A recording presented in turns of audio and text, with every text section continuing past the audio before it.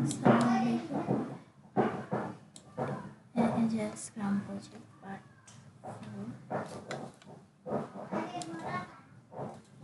আজকে আমরা দেখব হোয়াট ইজ ইনিশিয়েটিভ। ইনিশিয়েটিভ হচ্ছে মেনলি উদ্যোগ কি? সাধারণত উদ্যোগের অধীনে আমরা বেশ কয়েকটি ইপিক দেখতে পারি।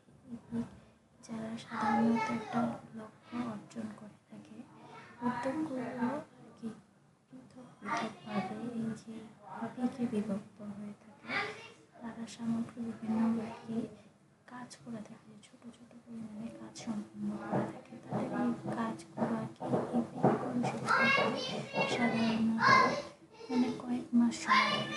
এই যে ছোট ইপিক, 1 নম্বর ইপিকটা আছে, সেটা শেষ করতে কয়েক মাস, তারপর এটা শেষ করতে কয়েক মাস মিলে এরকম ইনিশিয়েটিভ 1টা বা 2টা শেষ করতে সম্পূর্ণরূপে কয়েকটা 1 বছরের মতো সময় লাগে।